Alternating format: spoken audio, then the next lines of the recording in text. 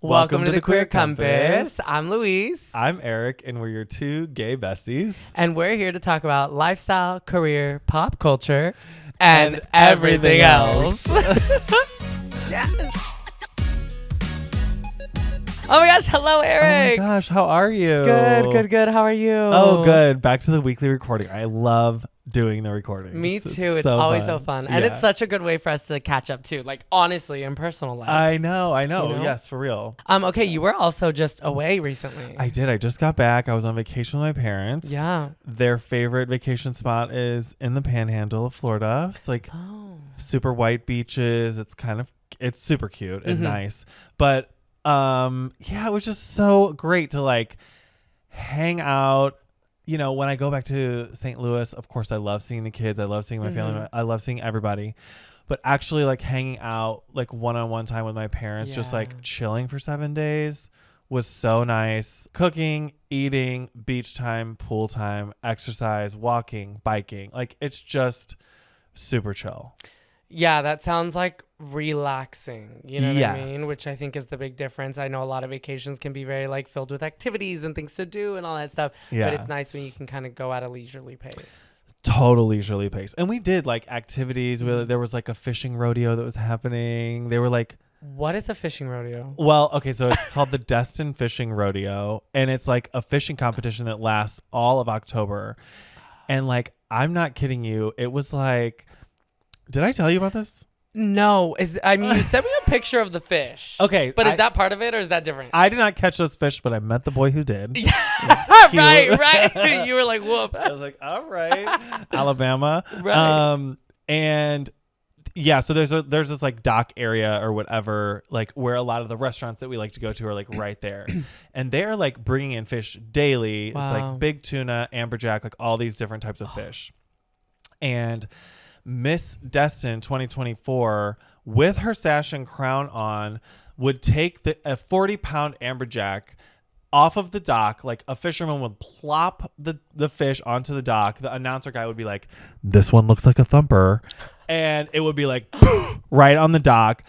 Little Miss Destin would walk right over. Like, I'm talking high school. Miss Destin would walk over by the tail, grab this fish, sling it up to a rope, pull it all the way up above the crowd, like up, like I would say like 8 or 10 feet in the air. What? People like cheering because it shows the weight as well. And how much does this thing weigh that she was pulling it up like that? It was like the biggest fish she pulled up was 58 pounds. Okay, work. I girl. know. And she was like a smile on her face, was just like taking pictures, doing the whole thing, fish after fish after fish. Oh my gosh. I was like, dang, this is part of her duties. Yeah, that's insane. Part of her duties is crazy. I know. Wow. It was That's awesome. hilarious and very cool. Yeah. But yeah, there's all different categories for like tuna and flounder and amberjack, Wow. like all of these different types of fish. Oh my gosh. But yeah, super fun. Oh, that's good. So is like when you're out there, what is it called, the area?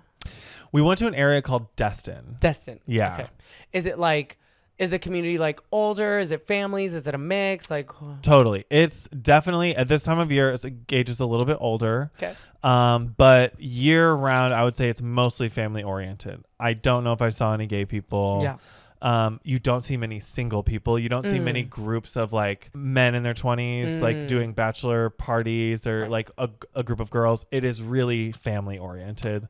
Sounds wholesome. I like that. It is. Yeah. It's like very Southern, and it is definitely also like a Midwestern place to go. Like a lot of my parents and their friends like to go to this place. But yeah. Got it. Oh, that's cool. Oh, that sounds relaxing. It was so very nice. Good. How was your weeks? Good. I also was very much with family. Oh, yeah? Yeah. So, I mean, my mom's birthday was a couple weeks ago. So I went down to go spend the weekend with her and everybody. We just she's a very chill, laid back person. Her celebration is like, as opposed to, I feel like my dad, who's like, I want to rage and celebrate life. You know, she's like, I want to do absolutely nothing. Okay. I want to not lift a finger. Yeah. And I want to just live my life, which I also fully respect and understand. So yeah, it was very chill.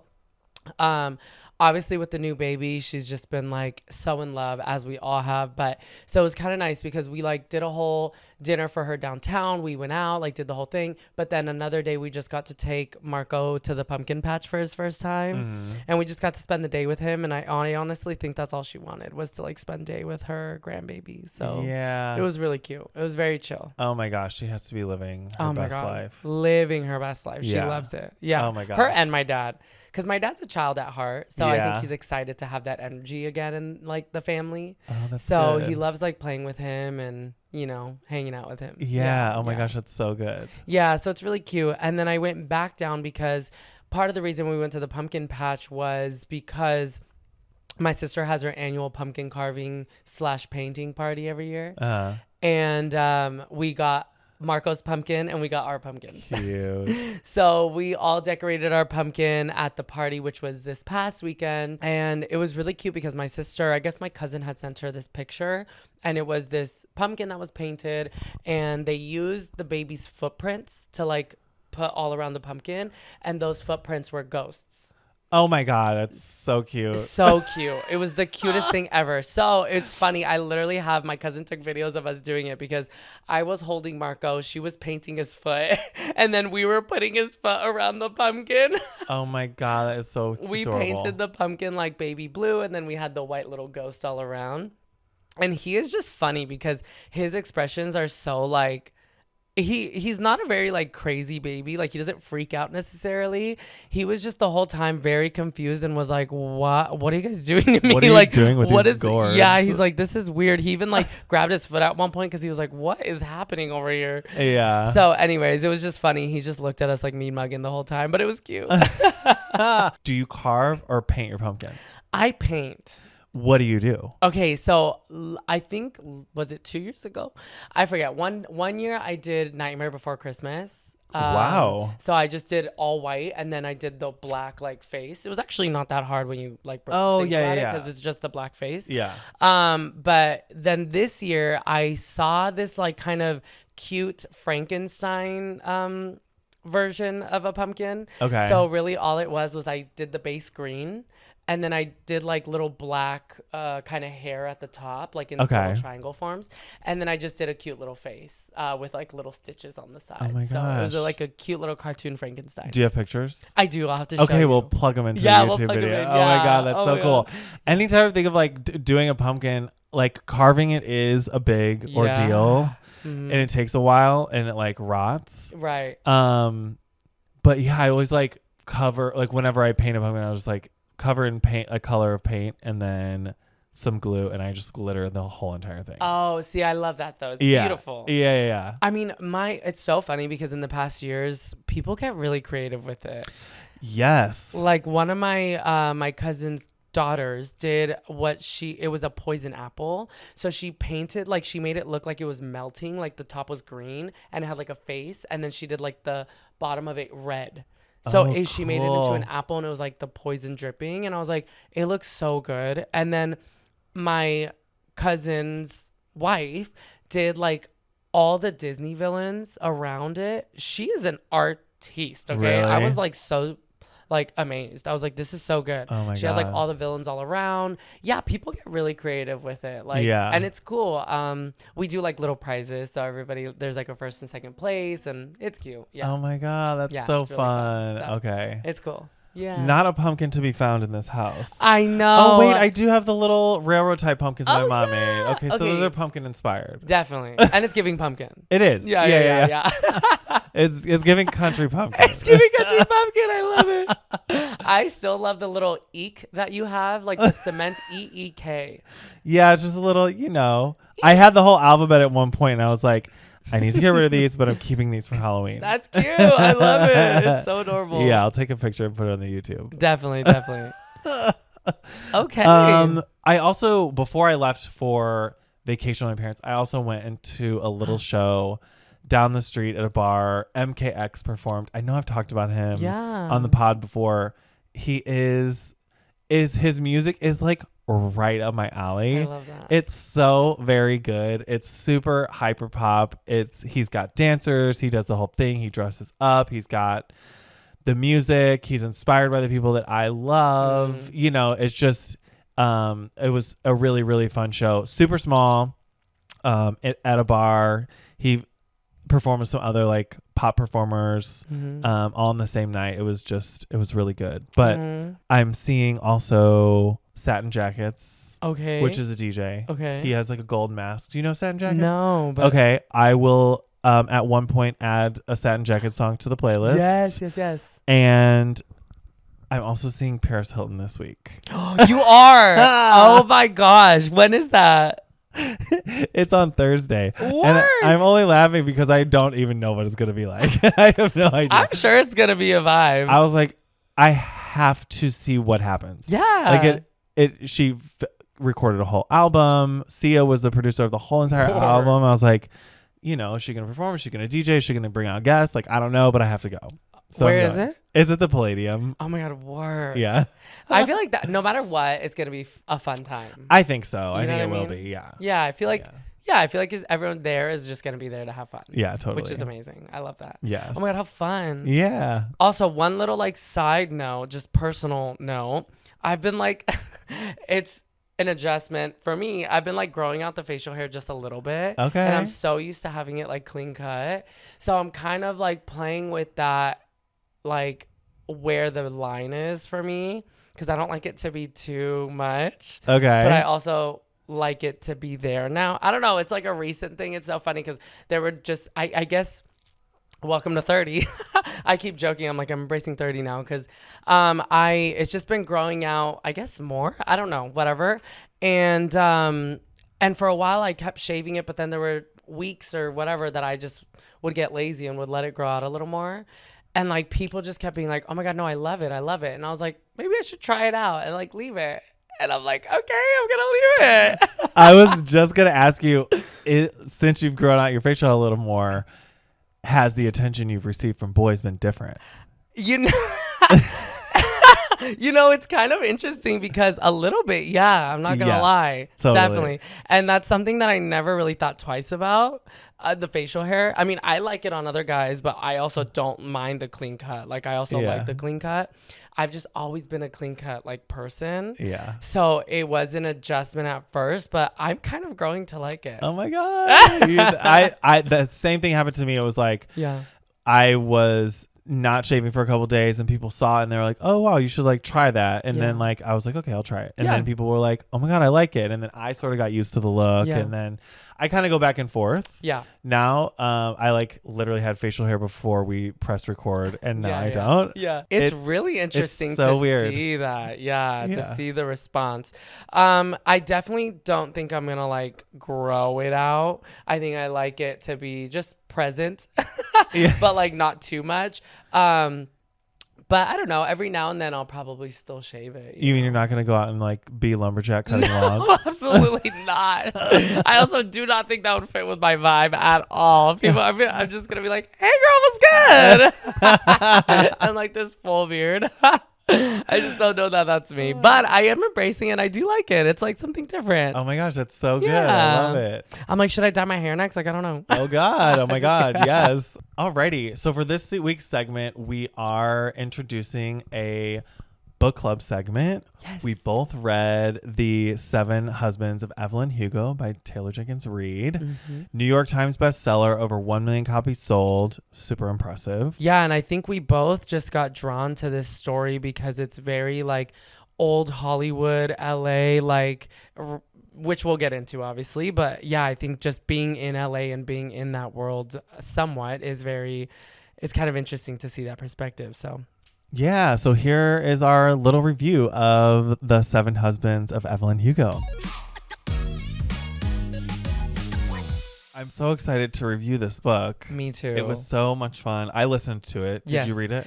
I read it last summer. Summer I read the book and it was actually kind of nice. I listened to it this time around just to refresh what happened. Yeah.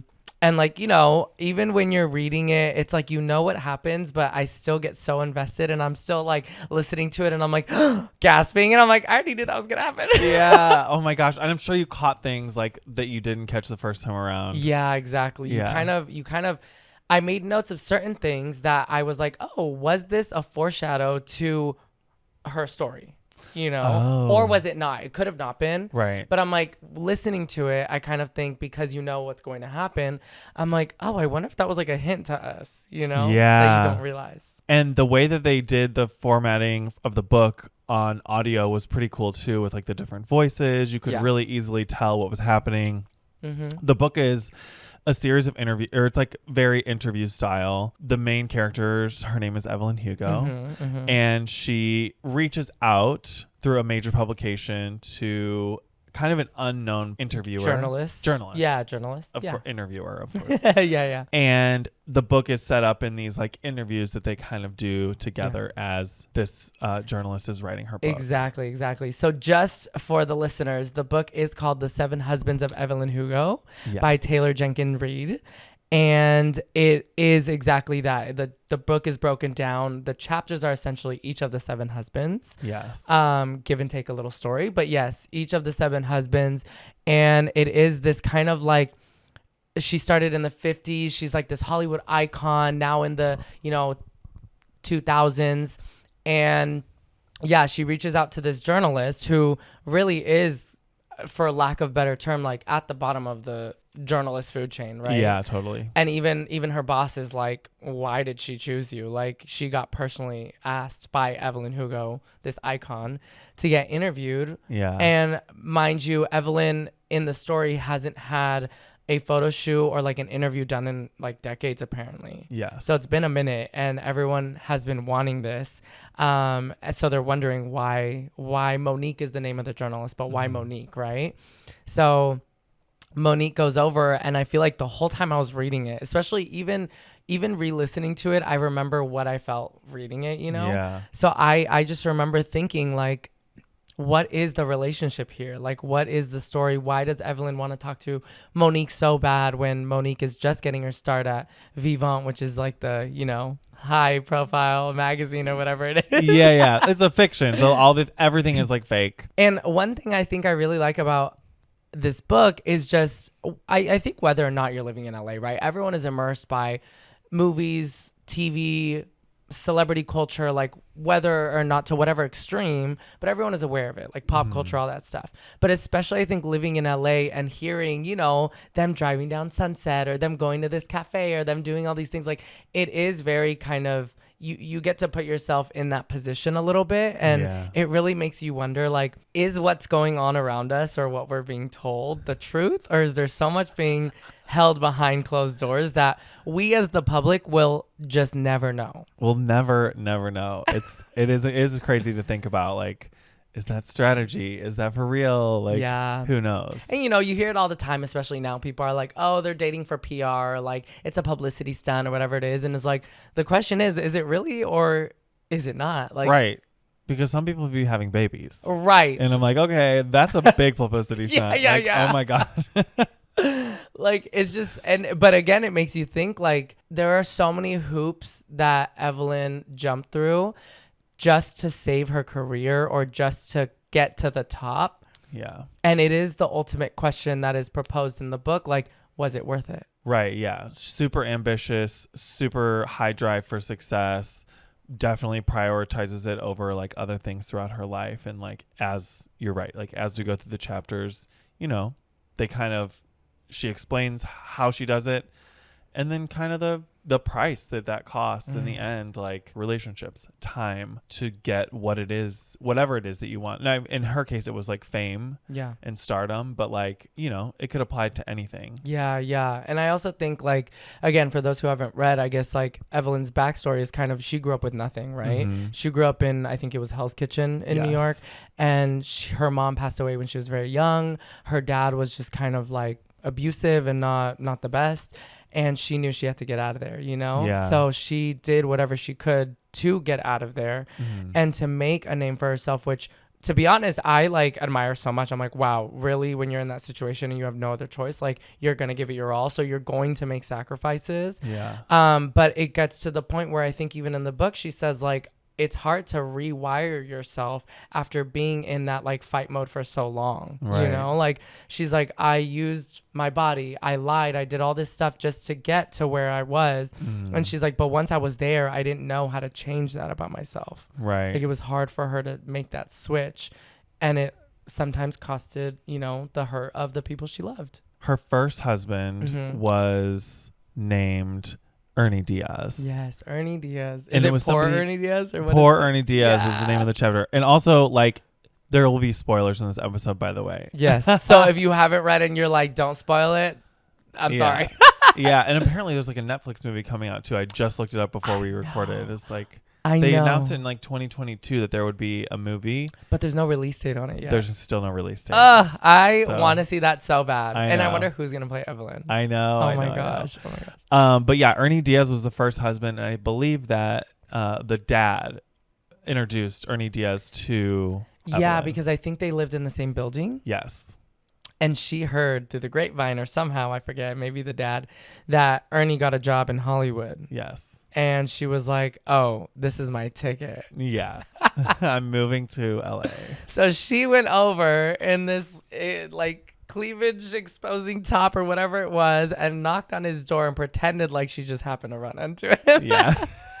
And she basically made her move. Like, again, from the start, I was like, damn, like I would have never thought to, or I don't know, maybe I wouldn't have been as confident as her at the age of 14 Yeah, she was a teenager. to do that. Like, but again, I think it's that idea that like she had no other choice. She was like, I either do this or I'm going to stay here forever. Right. So she had the guts to do it. She did not know how to be an actress. No. She at did all. not know how to do any of these things, and she just kind of went for it. Yeah. And she like recognized from an early age that she was like attractive. She was turning heads, and she like used that to her advantage to get what she wanted from the people around her. It's so funny because I think at such a young age, she knew what society and what people and what men like wanted from her. And she knew, I guess, like how to use that to get what she wanted. Like even with, was it the boy at the market? I don't think that was Ernie, right? Oh yeah, It was the boy- not Ernie. it It was was not somebody Ernie. else. It was the boy at the market, which is when she really started to grow into her femininity, right? Like Yes. puberty and all that stuff. She was like, he wanted one thing, and that was physical, and I wanted candy. Yeah. So she's like, listen, I put up with it, and I got my free candy or whatever it was from the market.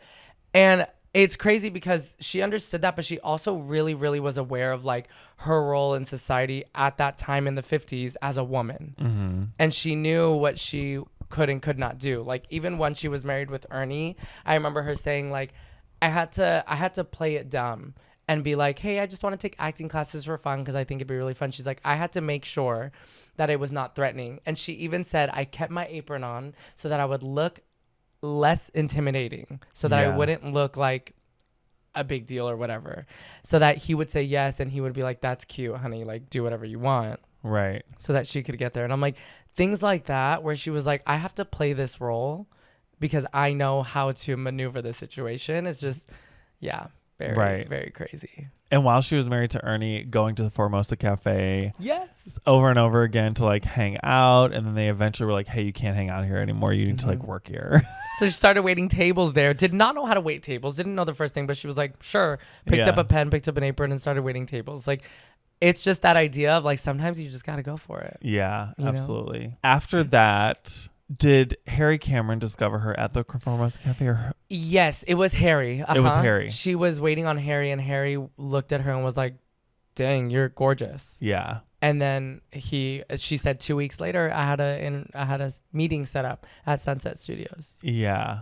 which is insane. I can't believe that that's how it used to work. I mean, I guess how else would it have worked? Yeah.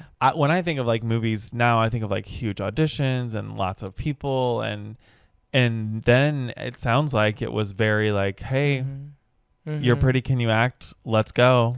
Yeah, and I think that's really what it used to be, right? Yeah. Until Hollywood really did get big and big and big. Yeah. And then more obviously, I'm assuming, I don't know, but like more and more talent, more and more of the new generation started coming in. Things started to get harder.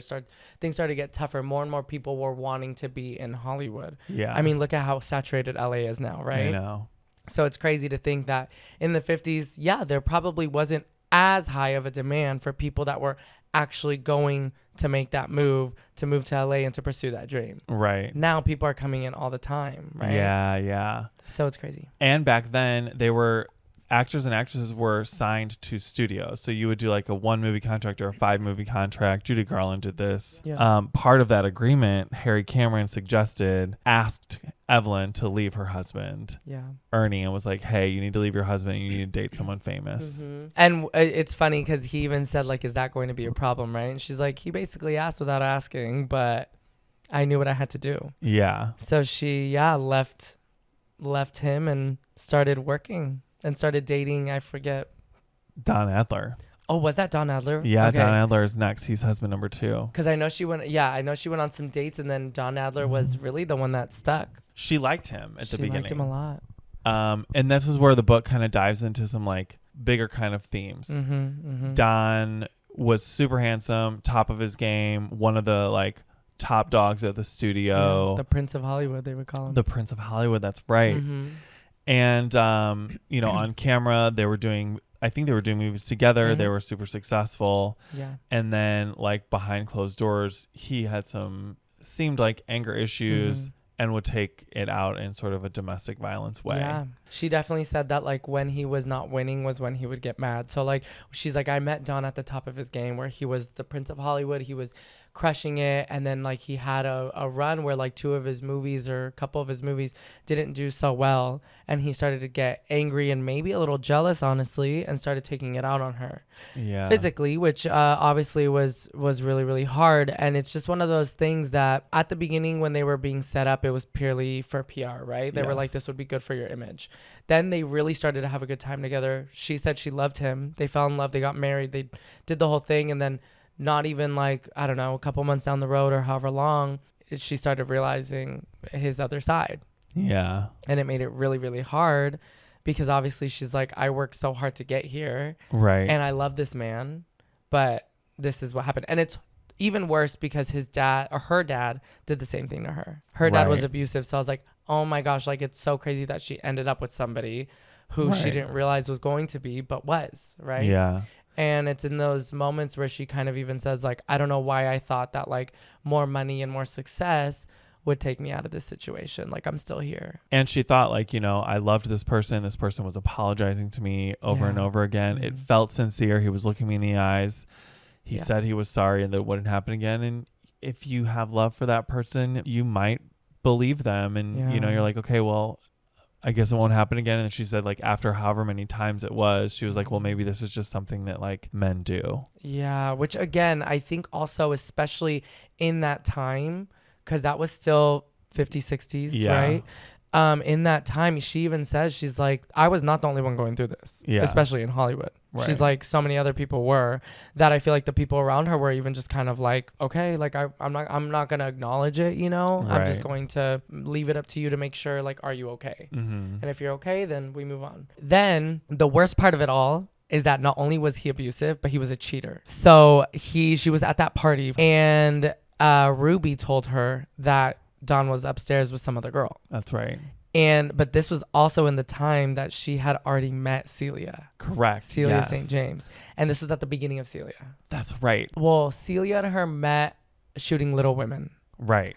And hung Ruby, out as friends. Sorry? They hung out as friends. Like at the friends. milkshake shop, they were just like around town. And she like caught her because she was like, you're trying to get seen with me at this nice ass restaurant. And she was like, turn the car around. Yeah.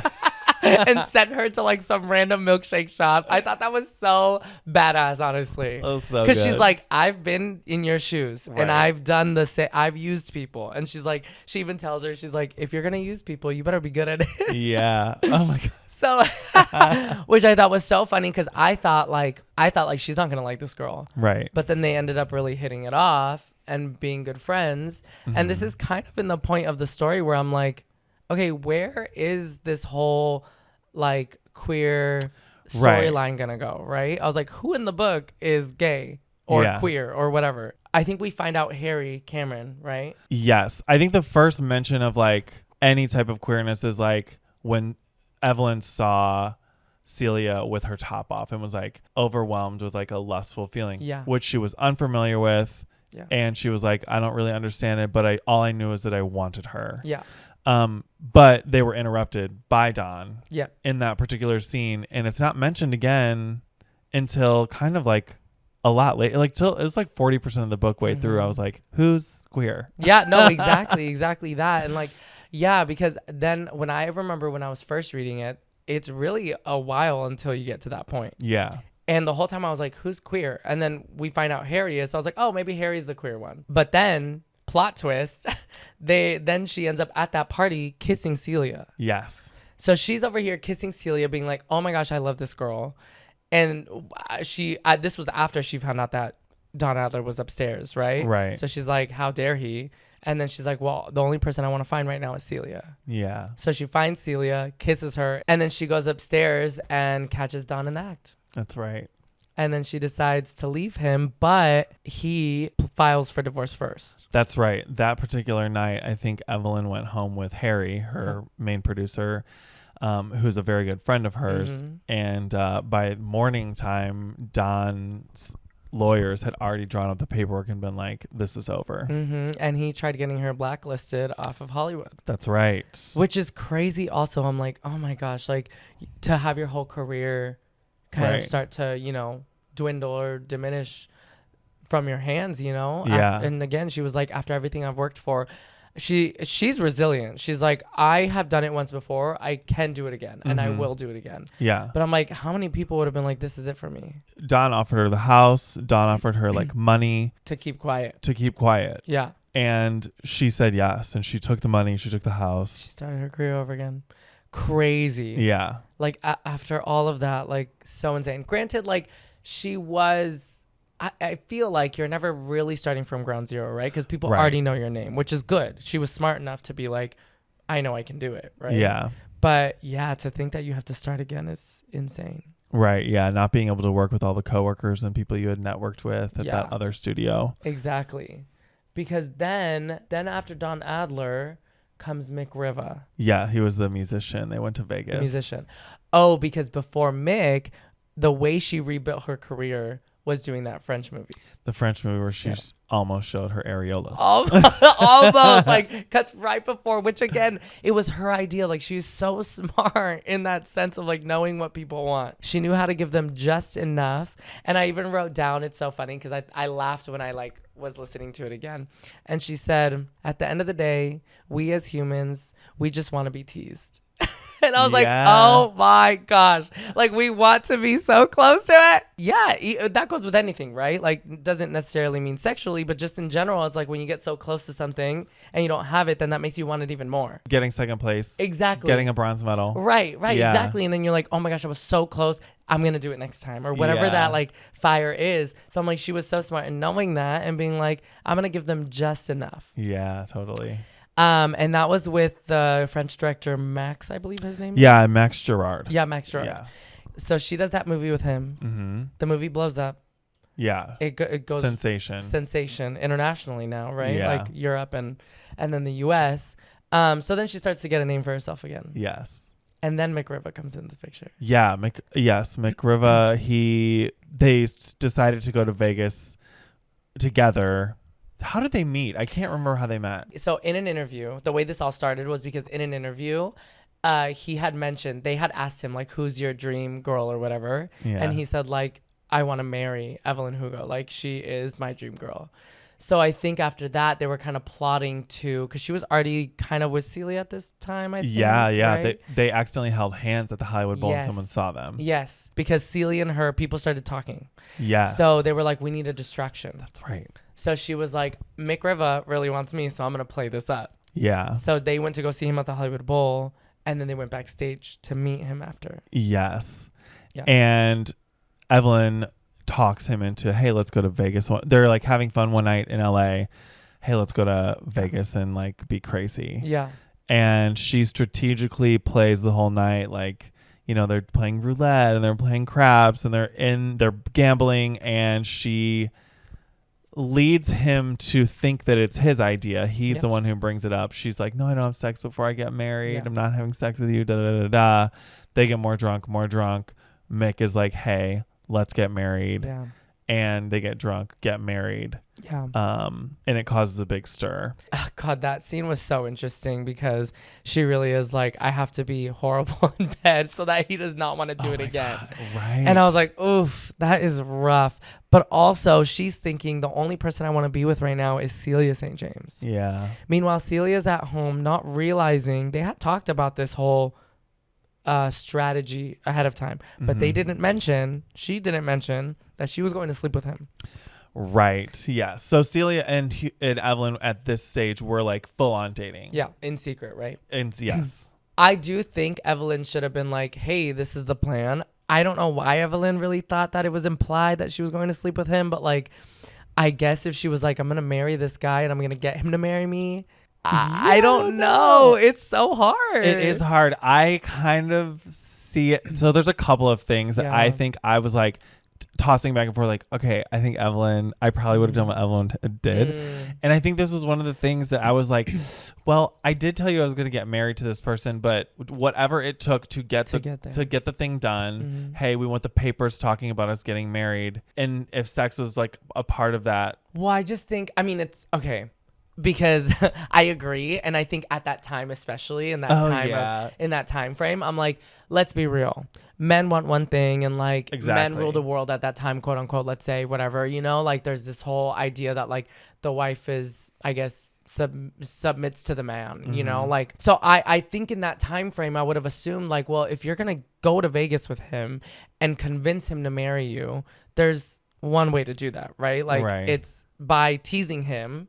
And making him be like, I have to have you, so let's get married. Yeah. And then have you, I guess, you know? Like, I do think that, like, in part it makes sense as to why she was like, I thought it was implied. But I also am like, God, that would have hurt so bad. Yeah. As Celia, being like, you slept with him, like, I understand. But also, you know, Evelyn has a point where later on the line, she's like, I did everything to protect us and to protect, you know, our relationship and everything. And Celia was always kind of running from it. It's hard. I see both sides. It's really tough. I think it's one of those things where it's like when you enter into things like this, it is really a good practice to like step back and be like, okay, this other person is super ambitious. They have shown me behaviors that they are doing and willing to do whatever it takes to get what they want, fame and stardom. And these are my values, and do they align? And I recognize that options were not a thing in 1950s. These girls did not have options. They were in Hollywood. They connected. They were in love with each other. Yep. I think it's a little bit foolish to think, well, I thought you would change. Yeah. You know, and when you've only shown me patterns of one type of behavior, like, oh, because you love me, I thought you would change it. And so I don't know. I went back and forth too, because I'm like, you know, as the book goes on, the price that Evelyn pays for all this becomes really evident. I think Evelyn's biggest, and I'm not saying I'm good at it or perfect, whatever, but Evelyn's biggest like flaw here, and Celia's too, was just communication. Totally. Like if she had been straight up and like, hey, this is the plan, X, Y, Z, like this is what's going to happen. And if Celia was like, even if Evelyn didn't say that, Celia could have been like, okay, but what does this entail? Like, or just been like, okay, so what exactly are you going to do? Like, I feel like if there was that conversation, maybe. Right. But again, easier said than done, because when you're in those situations, I think you get so just wrapped up in the situation and what could happen, and you're like, okay, is this gonna work, is this not? Like there's so many factors, right, as to why maybe it wasn't laid out like that. But again, I just think if that communication was like apparent, then this could have been avoided. And I think, you know, probably husbands and wives weren't communicating properly around this time. People weren't talking about their feelings in the way that they do nowadays. So it's like it's completely different. And that's the only reason why I bring it back to that point in time, right? Like in that time period. Because I'm like, of course things are different now. Of course we can talk about this. Of course we can, like, it's a different conversation and it's a different perspective. Yeah. So it is interesting to put yourself in the shoes back then. Yeah, totally. Then we find out that she's pregnant. Yes. Ooh, girl, and that causes a whole nother thing. Oh my God, I know. Because that's when her and Celia really have the first like falling out. Yes. But Celia is super upset that they had sex, and then even more devastated when she finds out that she's pregnant, breaks the glass in the pool, rah, rah, rah, leaves the house. They don't see each other for like 5 years or something. Yeah, it was years. It was years. And I'm just thinking like 5 years. Like no one wanted to call the other for 5 years. I cannot with that. I'm like, that's crazy. Like, no one picked up the phone. Like, you both were madly in love with each other. You both couldn't stop thinking about each other. You both would, like, watch each other's things. Like, I'm thinking, like, gosh, you put yourself through so much in those 5 years. Yeah. I guess time really flies, and maybe you convince yourself that it wasn't meant to be, and you're trying to convince yourself, like, I don't know what that feels like. Right. But hearing it, 5 years is just, that's crazy. Oh my God, I know. Harry brings her to Tijuana to get an abortion in secret. And then afterwards, after May, because they, get it annulled, the whole thing right away, because he was like, this ain't it. Which she was playing that on purpose, right? She's like, I made him think it was his idea, but yeah, she was like, I'm out. Which is so crazy. Like, the manipulation is insane. I know. But yeah, after that, she has a time where then Rex North comes into the picture. Yes. And they both purely just get married for the benefit of both of them. I think totally. Rex is like this playboy who just needs to clean his image up. And she also just needs to, clean her image up. And it's funny because Rex really does want to like sleep with her, and there's all these moments of him trying to like, get intimate with her, and it just never happens, right? Yeah, she turns it down like quite hard. Yeah, because then she realized she almost had a weak moment. Yeah. Where she was like, oh, maybe this can happen. And then he like says something like, you Come want on, to. Yeah. Yes.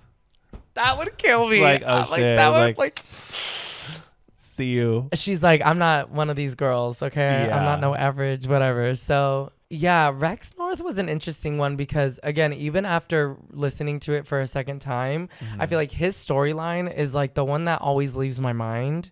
Yeah. And I think it's because it was kind of a short chapter, I feel. Or, definitely. And two, it was purely just like a stunt thing for the both of them. Nothing really happened intimately. Rex fell in love with someone else. He got her pregnant. So they're like, okay, now we got to get out of this. Yeah. It's pretty emotionless chapter. I think that's why you're right. I think that's why it leaves, because it was very emotionless that I felt like I didn't have any attachment to Rex. Yeah, totally. All the other ones, they have like some story. Yeah. But Rex was just like in and out. Yeah, definitely. So that was kind of, an interesting one, but did make for the point of the book, I feel. But yeah, in that, they start staging a way to get out of this, right? So they pretend like they both were having affairs. Right. So he is, quote unquote, having an affair with this girl that he loves. I think her name is Joy. And he gets her pregnant. And then she stages that she's having an affair with Harry, her producer. Yeah, so she's been friends with for ages and been photographed with. And, so they stage like in the hills, like a backseat making out. They like call paparazzi in advance, or have somebody else call paparazzi in advance, and like to take photos of them like making out in a car. Yeah, they had Ruby call. Oh yeah, that's right. Yeah, because she was like, it can't come from us. Like, these paparazzis aren't playing anymore. Like, they want, realty. Yeah. Which again is just, I so keep crazy. thinking, right. I'm like, so all these images we see and these things that we see, like, oh, so-and-so's holding hands. Oh, so-and-so was caught at this dinner. Is it all fake? Whenever like I see a paparazzi picture of like the Kardashians, I'm like, do they just directly hire photographers now to sell these pictures? That's what I'm saying. Because I'm like, I don't really know what's real and fake anymore. That's what I'm saying. I feel like it just really goes to show, like, you cannot believe everything you see. Right. And like, these celebrities are, I guess in a way, like, they're entertaining us. Oh, for sure. It's the real life entertainment, or the seemingly like reality, real life entertainment. Right. And like, it's funny because a lot of these things, and we know this, like, a lot of these things are to build their career, like, I was just thinking the other day how, like, for instance, Tate and Kid Laroi. Yeah. And I'm like, oh, I didn't know they were dating. I saw that on TikTok. And I'm like, well, Tate's an up and coming girl. Like, I mean, she's blown up right now. She's doing really well. But I can't help but wonder, like, well, who knows? Like after reading this book, I was like, it could be real, it could be not. I have no idea. Like, are they dating to help each other out, or like are they dating because they really just were attracted to each other? Like, I'm not saying one is the other. I'm just saying, like, reading this book and hearing that, I was like, you can't help but wonder. Right. It's yeah. crazy. I'm also like, okay, one of you's on tour and like you guys aren't living in the same city. Like, how do you date? Even like Taylor Swift and the football player. I'm like, I don't know. Yeah, like They look like they're they look like they're enjoying each other and like smiling and kissing, but like. Well, and it's so funny because everyone was joking, like the internet was joking that like Taylor's really helping his career, you know? Yeah. And like how Taylor's helping like the NFL in general, because like like people, like whenever they would find out she was going to a game, all the Swifties would go. Right. I'm just like, God, that's so crazy. So wild. Yeah, the Swifties are next level. Yeah, so then afterwards, her and Harry get together. End up getting married. And at this point we are well aware that Harry is gay. Yep. And certain friends of theirs are kind of aware that he's gay, but for the most part, the rest of Hollywood does not. Yeah, and it's kind of like I mean, this probably isn't the best phrase to use, but kind of like a don't ask, don't tell situation. Yeah. He's like, most of the people in our circle know, but that doesn't mean we talk about it. Doesn't mean it's out there. Like, people just kind of know, you know? Yeah. But which is why at first he was like, I don't know that this is going to work. But it kind of works out for them because it helps both of them. Definitely. Harry hasn't really been with anybody publicly, and he even says, he's like, if there's anybody I would want to have a kid with, it'd be you. You know? And they've at this point they've been best friends for such a long time. Yeah. So I don't know, in a weird way, I know it's not love, but it's so cute. Like I thought this arrangement was really cute. Oh my gosh, it's an arrangement I've thought about a zillion times as a gay male. Like, is it possible to live or have a female companion? You know, maybe not for like the facade of it the way they did it, but like, you know, they end up having a baby together. Right. They have an arrangement, they have an agreement. Also, while they're together, or maybe before they're together, Celia marries a male. I can't remember his name. He's a football player, right? And his name was John or something. John, yes. Yeah. It was John. Yeah. And Harry was seeing John. Because he says, hey, I've been seeing somebody and it's actually this football player. And she goes, wait, so their marriage is fake? And he's like, it is. And she's like, oh my gosh, they're not in love. Yeah.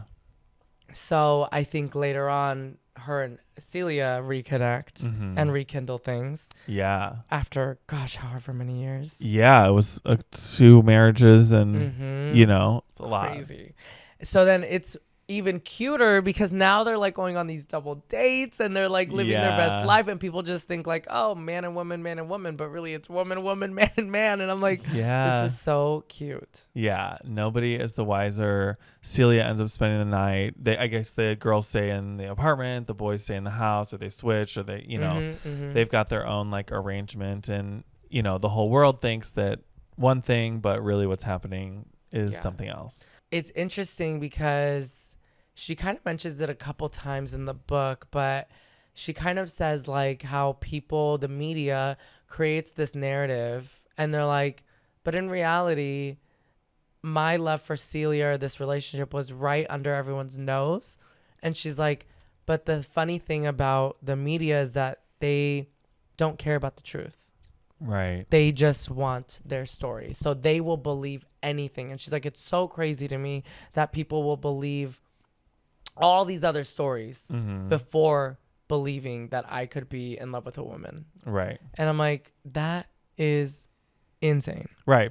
I have 7 husbands. I have, you know, pregnant, children, all these things. Yep. People like eat it up. And she said, the moment that I say that I'm a lesbian or that I am in love with a woman, people will go crazy. And she's like, but I could do all this other stuff. I could be a quote unquote hoe or whatever, you know, like have all these husbands, but they won't believe. They will be, that will be the final straw. Right. Which is insane to me. Her and Harry do talk about wanting a child. Yes. Wanting a family. And that, again, becomes a conversation with Celia because I think Celia starts questioning, like, is it a problem for you that I don't want children? Is it a problem for you that I can't give you what you want? And that is a real thing, I would imagine. I mean, like, I can only imagine, right? And I am a gay male, let's say, or but in the sense that like I don't know if I would be wondering that stuff, but if somebody did want something that you felt like as a partner you couldn't provide, that can be hard. And the fact that conversation spawned from a conversation with Harry and Evelyn, to me, I was like, oh, is Harry Evelyn's partner? And Celia is like, even though she's in love with Celia, like Harry really did, oh my gosh, embrace Evelyn. And I'm like, oh my God, they are partners, even though they are not in love or sexually attracted to each other. They're doing life together. They're doing life together. And I was like, oh my God. I did not think about it that way. It was Harry that was like, do you want a kid? I think now's the time. He was looking out for her. One, he always has, right? Like, they're best friends. Yeah. They've gone through life together. They've kept each other's secrets. They've really, like, through everything, Harry was always there. Yeah. So it is like your soulmate. Totally. In a different perspective of things. But I know Monique, the journalist, asks her, like, who is the love of your life? And she says Celia St. James. Yes. Absolutely. Like, I understand that. But as far as, like, who is your soulmate? Right. Or, maybe your partner. I don't know what the right term would be for it. Right.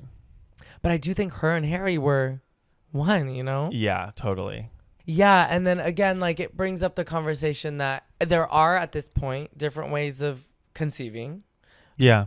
Again, Evelyn is scared that people will talk or that somebody will find out. So again, to save her reputation, and also her and Harry agreed to do it the natural way. Yeah. Which is so funny because she literally asked him, she's like, Harry, you know how babies are made, right? She's like, you're about to do this? And I just thought that was so funny because Harry was like, listen. Cute. Yeah, they were just being funny with each other, but yeah, I thought that was really cute. But then again, Celia's like, you can tell she's very much like, if this is what you want, if this is what it takes, like, having a child is, a different story here. It's not like you're just cheating on me, but you're trying to have a child. You're trying to do this for yourself and for Harry.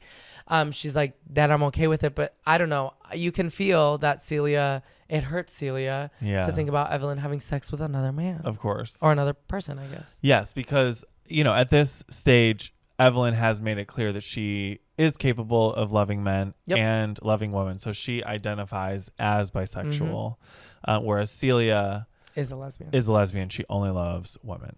And that's another hard thing because Celia will say to her sometimes, like, she'll call her a lesbian.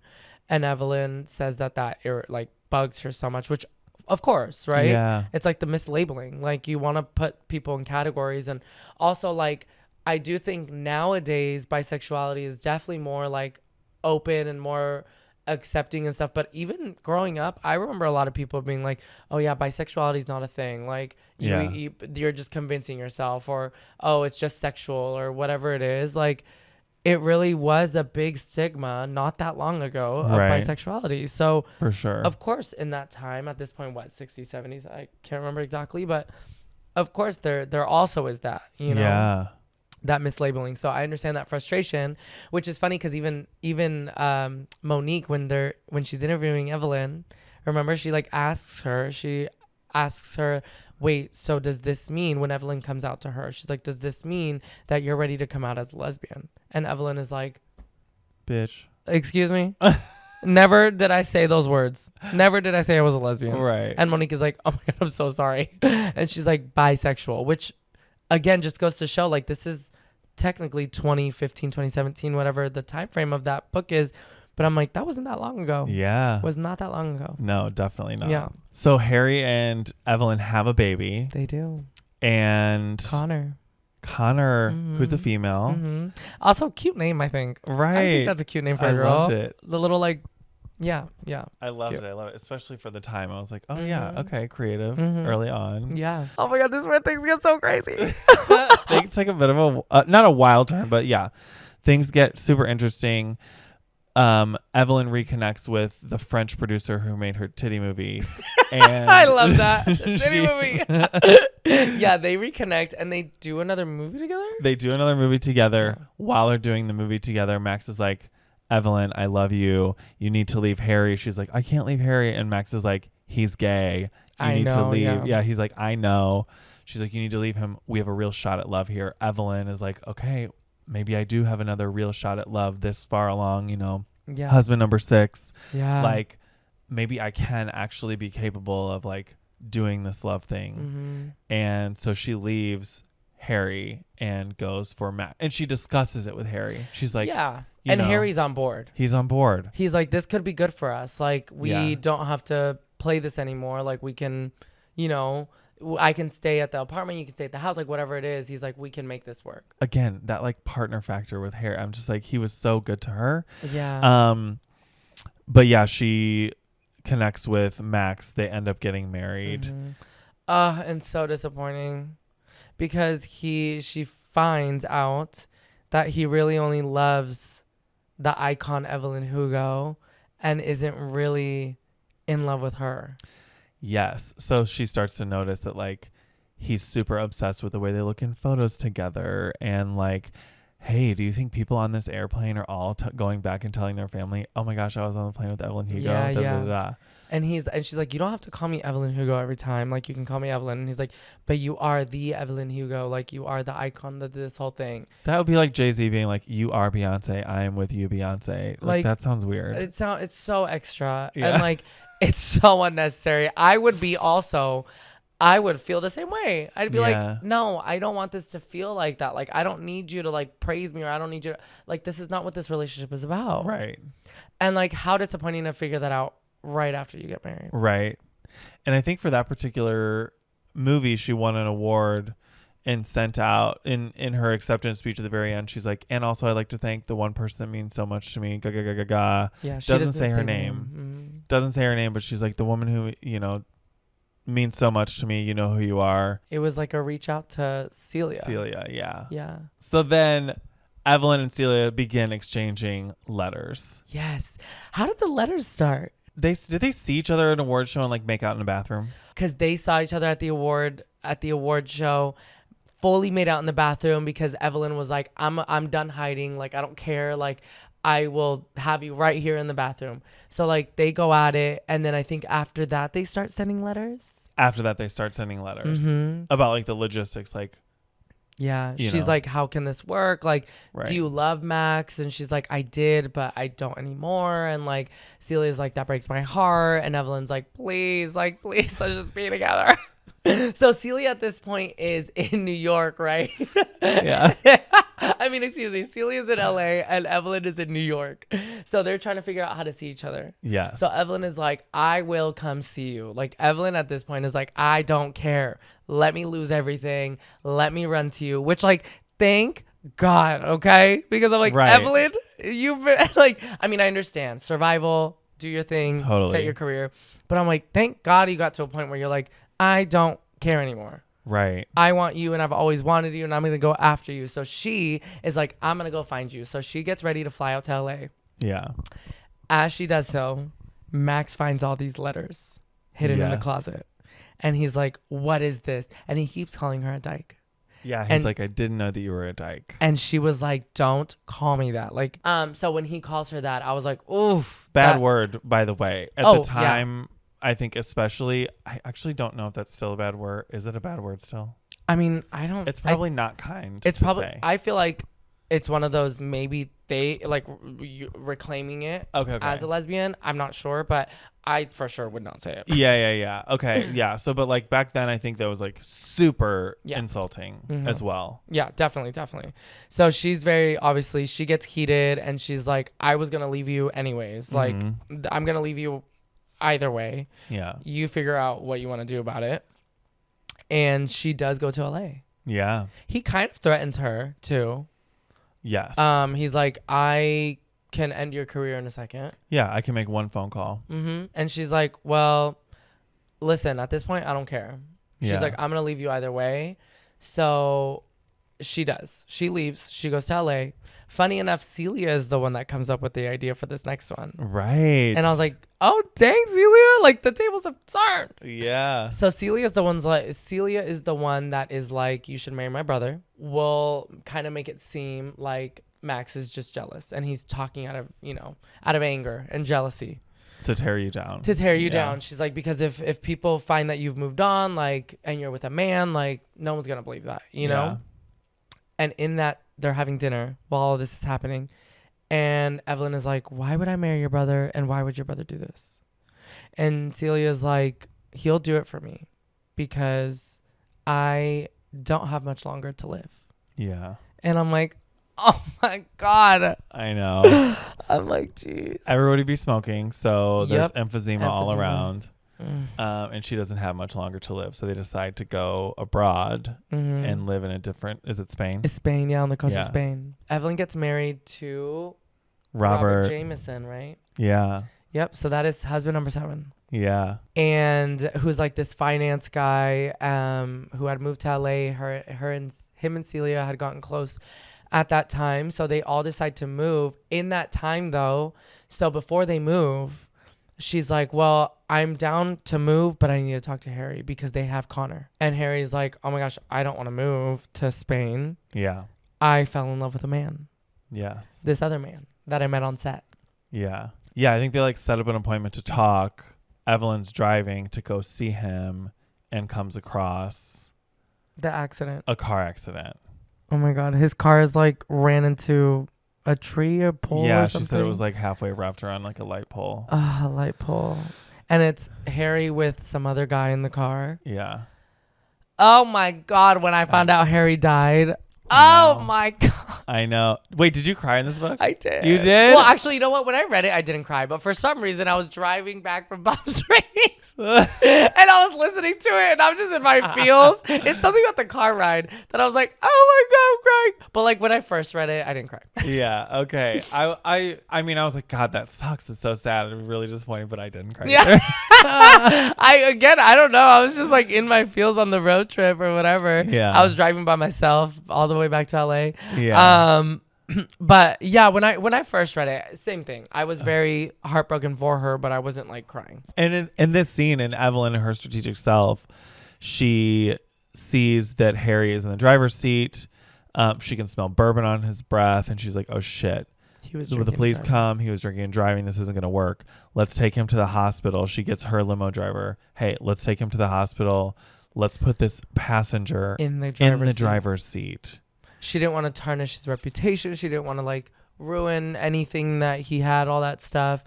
And mind you, Harry because Harry's old lover, the NFL player, also died. When that happened, I thought Evelyn killed him. And I was like, oh, it's going to get juicy, but she didn't. Oh my God. What made you think that she killed him? Because I was like, when you told me the title of this book, I was like, oh, this is a story about a woman who kills 7 dudes. Oh, oh my God. And I was like, crazy. oh, wait, this isn't a murder mystery. Yeah. Wait, that would have been good, though. That would have been good. A murder mystery about 7 husbands. I'm sure there's one out there. If there is, let us know. Right. Yeah, so he passes away. This was before they moved to, Spain and everything, or we're even talking about it. He passes away, so then Harry kind of started, drinking a lot to cope with the pain. Yeah. He started getting it under wraps, but I think this was a sign that maybe it wasn't as under wraps as we thought, which is always hard, to realize then at that moment. But yeah, she sees him. He's covered in blood and all that stuff. And yeah, they move the other guy to the passenger seat. And also on the way there, she finds out her limo driver is a aspiring actor. Yeah. So she's kind of like, okay, yeah, whatever, like trying to ignore him. At the end of it all, because then they go to the hospital, and she's like, hey, to the driver, you should probably go home. I'll take care of it from here. You do not talk to anybody. Yeah. You don't say anything to anybody. You tell them that you took a man to the hospital, but that's it. Like, you don't give details or anything. She's like, I'll call you in the morning. In the meantime, you tell me what you need for me to keep you quiet. Yeah. And she leaves it at that. Yeah, the hospital, the doctor basically tells her that Harry's not going to make it. Right. He's lost too much blood. She's like, do you want to, the doctor's like, do you want to go and say goodbye? And she's lying there holding his hand. I know. Again, it's like this. I know this might not be a popular opinion. I haven't read anybody else's opinion, but I'm like, oh my God, she's like loving on him like a partner. For sure. Well, I think that is like one of the only friends she's ever had. Yeah. Like a true companion. True friend, right? Yeah. And she talks about that with Celia. And Celia at the beginning when they first meet. And Celia's like, well, then I'm going to be your other friend, So really Harry and Celia were the only two people I think she ever let herself get that close to. Yeah. Which now thinking about it, I'm like, wow.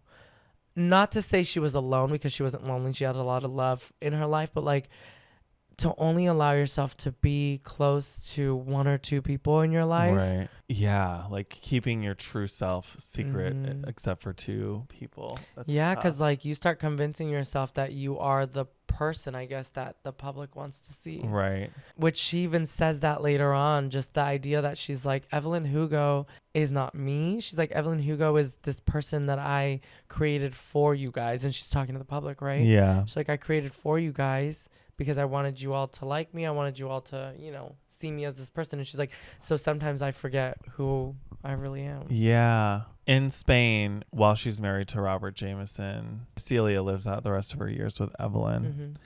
And Celia eventually passes away. Heartbreaking again. Heartbreaking. Like, oh my God. Yeah.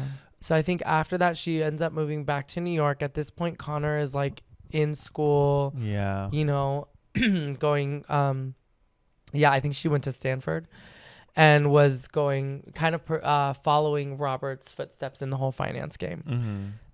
So, yeah, she moves back, is completely heartbroken. And then Connor then finds her partner. Yeah. Ends up moving, getting a job on Wall Street. Ends up moving. And then we find out that Connor has breast cancer. Right. Oh my God. Yes. And I'm like, another one.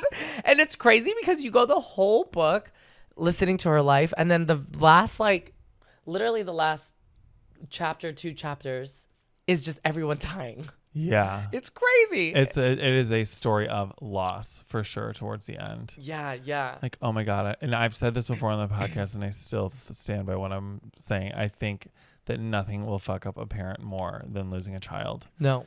And like, even if it's later in life, Evelyn was like, you know, her daughter was out of college. So she's like grandma age, and like losing a child, I think it's just, it will mess you up. No. And she even says, you know, she's like, I really wish that it would have been me first. Yeah. You know, like as opposed to her, like that's so heartbreaking. Yeah. So when she loses Connor, gosh, that is just, yeah, that was next level. I can't imagine. And that kind of concludes the story, the interviewing process with Monique. Yes. And then here's the bigger plot twist. Yeah, huge plot twist. This one I really did not see coming. I didn't see coming either.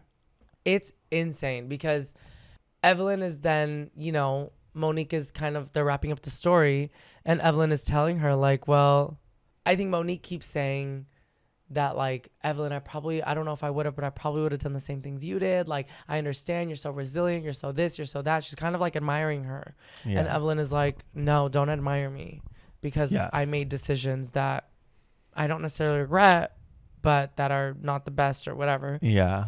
So she ends up basically, telling her like, the passenger that was in Harry's car that I placed from the passenger seat into the driver's seat was your dad. Your father! Oh my God.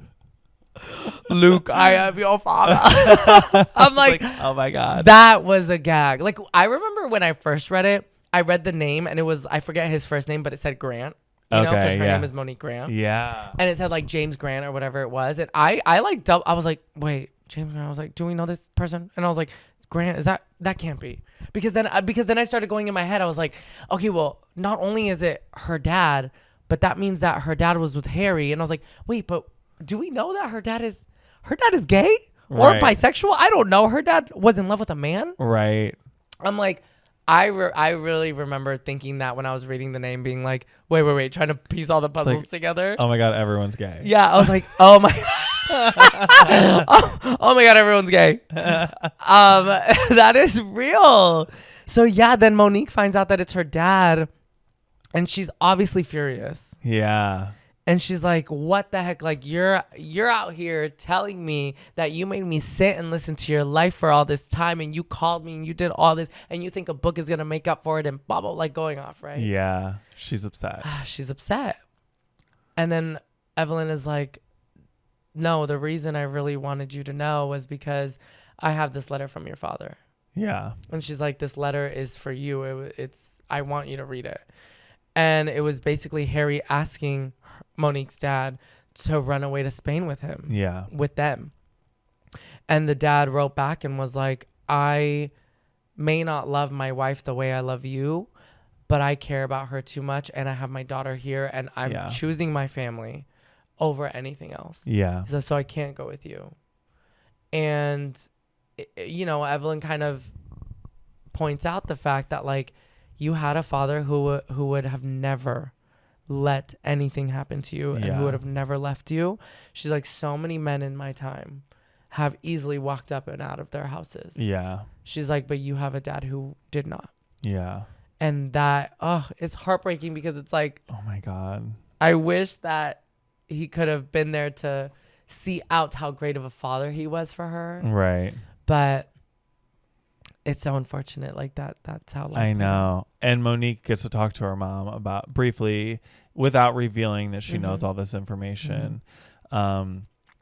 Gets to talk a little bit about like her mom's relationship with her dad and was like, oh, wow, you know, it sounds like you guys had a really passionate relationship. And her mom was like, well, I wouldn't exactly describe it as passionate, and kind of like goes into a little bit without saying your dad was gay, but, you know, like how dedicated he was to the family. She's like, he was my best friend. We would talk for hours. It was so easy, all this stuff, you know, like they had, it's kind of like Evelyn and Harry. I know, again, companionship. Yeah, like they were perfect companions for each other, whether or not romantic, right? Right.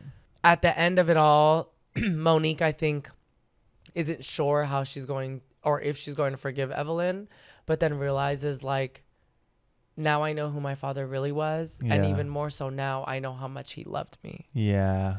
So she's like, in a way, as much as I hate to say it, she's like, in a way, I have to thank Evelyn for that. Yeah. So they're literally having this photo shoot the next day, right after she reveals this whole big bomb on her. Yeah. So yeah, she ends up showing up the next day. They do the shoot, and then Monique realizes that Evelyn is preparing to leave this earth. Yeah. Like the language she's using is kind of like, okay, goodbye, we're wrapping things up. Like it's very like we're coming to a conclusion. And the fact that I think Grace is the assistant. Yes. The fact that Grace was like, oh, I thought you were going to be here with Evelyn while I'm away in Costa Rica. And she's like, no, we're done after this. So then she starts putting two and two together. Yeah. Again, she kind of realizes that this is Evelyn's story. This is Evelyn. Evelyn is trusting her with her story. And it would, in a way, be a disservice, I guess, for lack of a better word, to get in the way of that. Yeah. Also because after everything Evelyn has told her, you know, she's like, I have lost everybody I love. No one is left for me. Yeah. Yeah, and I think that's kind of a hard thing to grapple with, right? Oh my God, I can't imagine.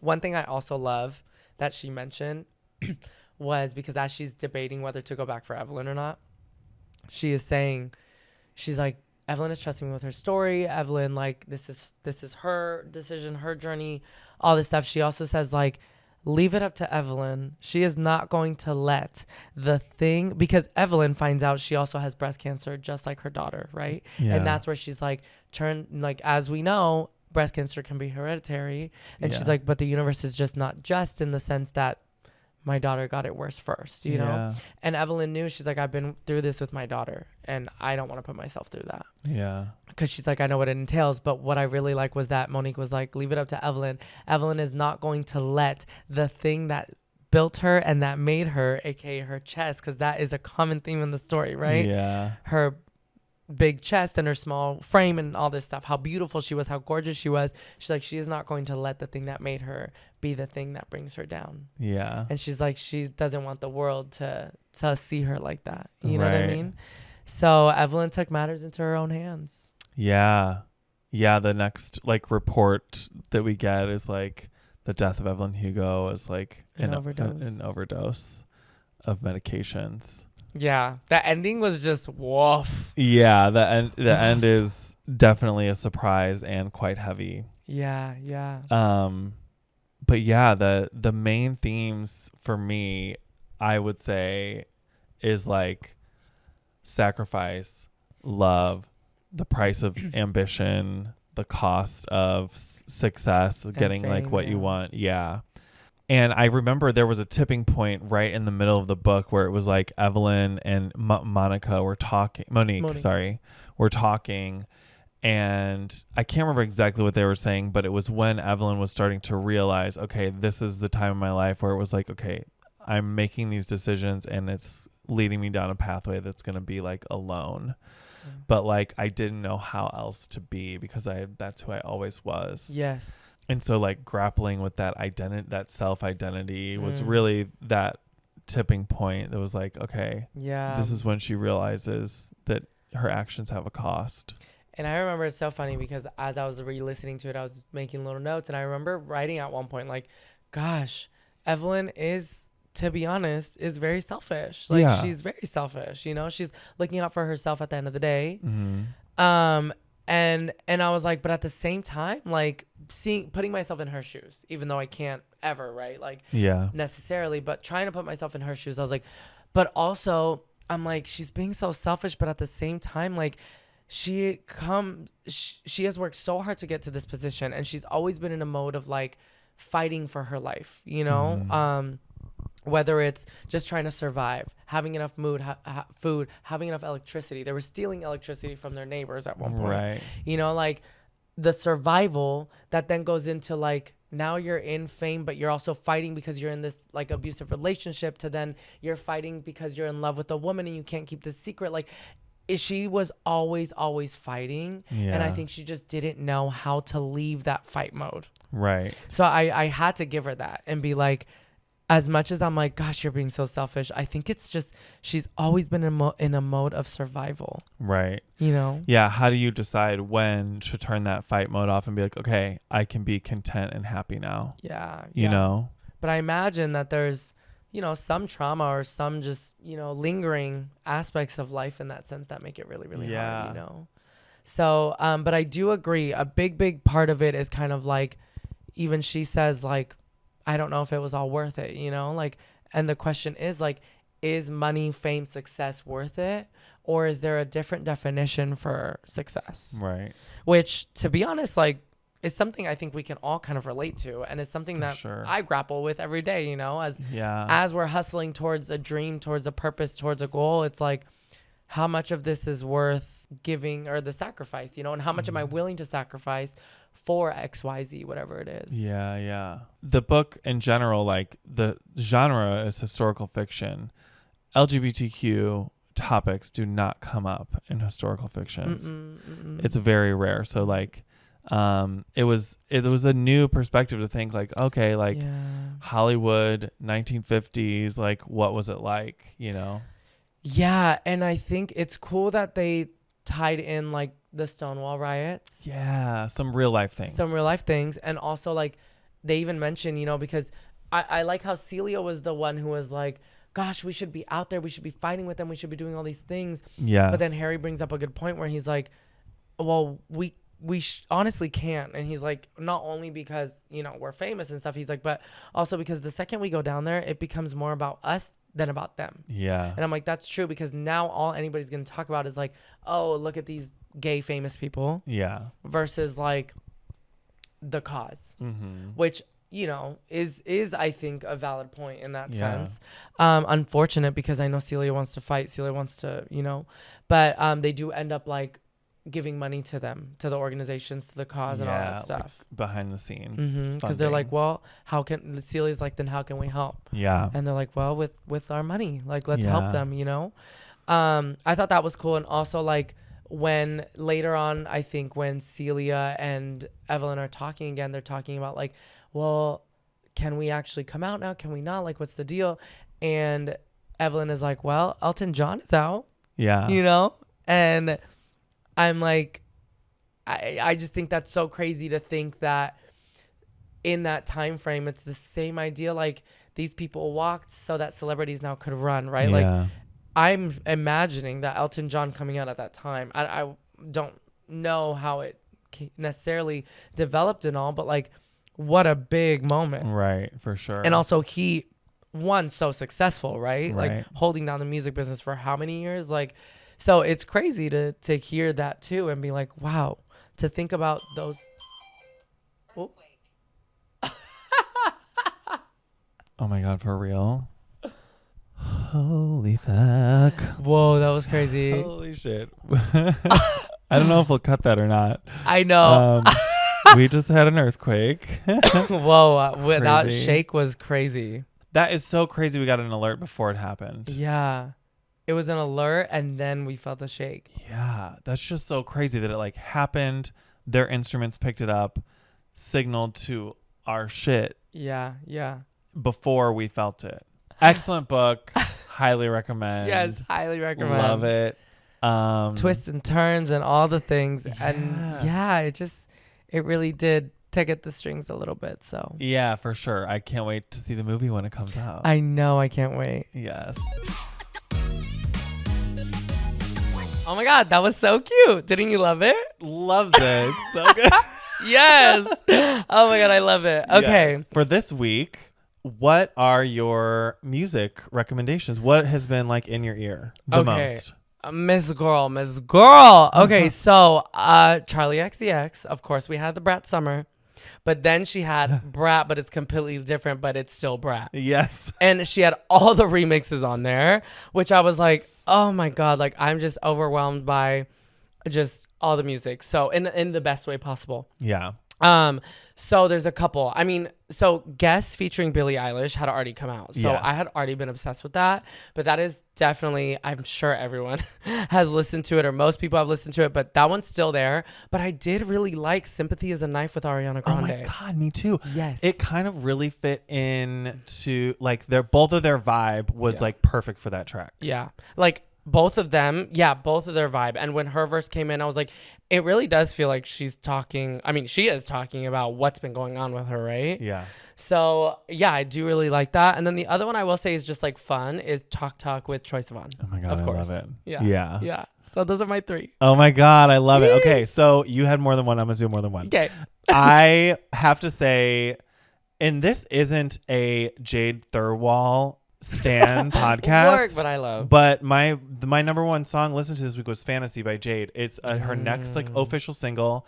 She was in LA. She filmed the music video with David LaChapelle. Wow. It's beautiful. Oh, I need to see that. I just like, I keep thinking that she's going to take off, and I don't actually know if it's yeah. You know, like I thought that the Little Mix was going to take off in the United States, and it just didn't. Mm-hmm. And so I'm kind of thinking Jade might take off in the United States, Yeah. but I really don't know. So, Right. but I'm loving her either way. I'm loving her music, and I will go see her when she does live performances. Totally. And then the other song I've been listening to a lot, there's he's a solo artist. His name's Washed Out. And he had an album come out on my birthday this year back in June. But one of those tracks is called Got Your Back. It's about like being a really good friend. Oh, cute. It's like a slower kind of track, but the lyrics are super meaningful. I love that. I think it's like one of the better albums of the year lyrically. But yeah, it's a really good track about, being a dedicated, loyal friend. Wait, I love Washed Out. Washed Out. Oh my gosh, Eric out here always introducing the new artists, new music. I'm like, I gotta get on this. This is great. Oh yeah. We'll add them to the Queer Compass playlist. The Queer Compass playlist on Spotify. Mm-hmm. It is literally called the Queer Compass playlist. Literally. Yeah. So easy to find. All the recommendations that we've been talking about and will talk about will be on there. So feel free to check it out, follow. While you're at it, also find us on socials. Yep. Instagram, TikTok. Mm-hmm. This episode is available in full on YouTube for free. Excellent. Take care, y'all. We'll see you next week. time. Bye.